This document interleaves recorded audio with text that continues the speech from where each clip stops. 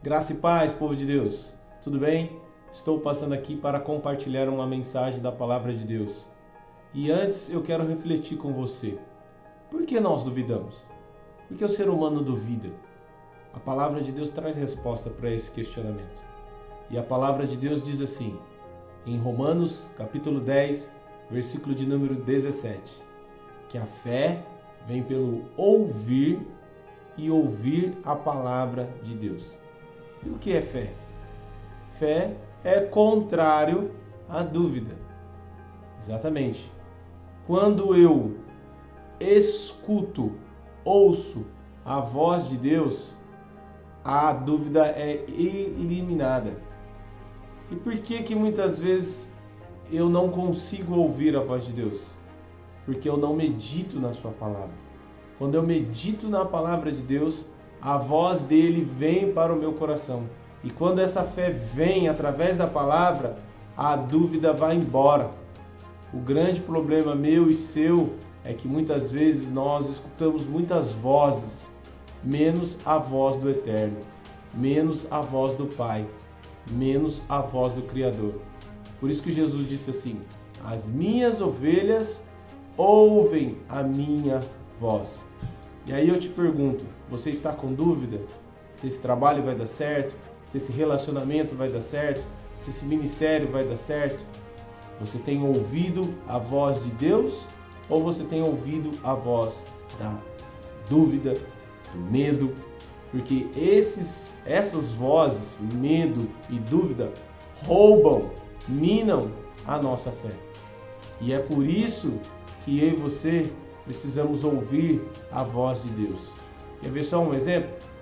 Certa vez o apóstolo Pedro estava numa grande tempestade em um barco e ele e seus discípulos, seus amigos, os discípulos achavam que aquele barco ia naufragar, ia afundar. De repente eles veem Jesus caminhando em direção a eles, andando sobre as águas. E eles ficam assustados, pensando que era um fantasma. E aí Pedro levanta e pergunta, se é o Senhor que está falando conosco para não termos medo no meio dessa tempestade, manda eu ir andando sobre as águas ao seu encontro. E Jesus liberou a sua voz, a sua palavra. Vem, Pedro. E Pedro, quando ouviu aquela voz, que era a voz do mestre, ele saiu do barco no meio daquela tempestade e conseguiu andar sobre as águas. Mas diz a Bíblia lá em Mateus capítulo 14, que quando Pedro começa a reparar no vento, ele começa a afundar. No meio da tempestade, o vento forte começa a fazer barulho no seu coração, na sua mente. E você começa a dar ouvido a esses ventos que causam medo e que geram dúvidas. E aí é onde eu e você começamos a afundar.